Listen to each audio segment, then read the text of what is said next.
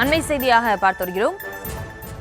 உதகையில் பேராசிரியர் போதையில் வந்ததாக புகார் கொடுக்கப்பட்டிருக்கிறது. இது தொடர்பாக அவரை மாணவர்கள் தடுத்து நிறுத்தியிருக்கிறார்கள்.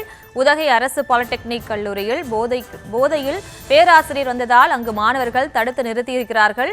விவரங்களோடு இணைகிறார் எமது செய்தியாளர் ஹரிஷ். ஹரிஷ், வணக்கம். என்ன நடந்தது? முழு விவரம். பிரியங்கா, வணக்கம். நீலகிரி மாவட்டம் உதகை அடுத்துள்ள சிங்கர் போஸ்ட் பகுதியில் அரசு பாலிடெக்னிக் கல்லூரி செயல்பட்டு வருகிறது. இந்த கல்லூரியில் 300க்கும் மாணவர்கள் பல்துறையின் கீழ் பயின்று வருகின்றனர். இந்த நிலையில் சிதம்பரம் அண்ணா பல்கலைக்கழகத்தில் விரிவுரையாளராக பணியாற்றி வந்த ரகுராம் என்ற பேராசிரியர் தற்போது உதகை பாலிடெக்னிக் கல்லூரியில் கருவியல் மற்றும் கட்டுப்பாட்டுத்துறை பேராசிரியராக பணியாற்றி வருகிறார். இவர் நேற்று மாலை கல்லூரியில் சக பேராசிரியரிடம் தகராறில் ஈடுபட்டுள்ளார்.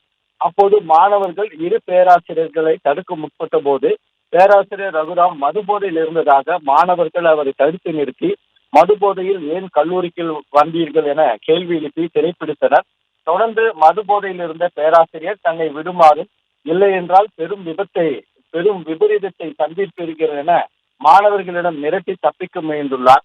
அப்போது மாணவர்கள் ஒன்று சேர்ந்து ஒரு துறையிலிருந்து மற்றொரு துறைக்கு வந்து அநாகரிகமாக நடந்து கொள்வது சரியில்லை எனவும் காவல்துறைக்கு தகவல் தெரிவித்துள்ளதால் காவல்துறை வரும் வரை நீங்கள் இங்கே இருக்க வேண்டும் என வலியுறுத்தி வகுப்பறையில் வைத்து கதவை பூட்டினர். பிறகு நீண்ட நேரத்துக்கு பின்னர் காவல்துறையினர் கல்லூரிக்கு சென்று விசாரித்ததில் பேராசிரியர் மதுபோதையில் இருந்தது உறுதியானதை தொடர்ந்து உடனடியாக பேராசிரியரை காவல் நிலையம் அழைத்து சென்று விசாரணை செய்து வருகின்றனர்.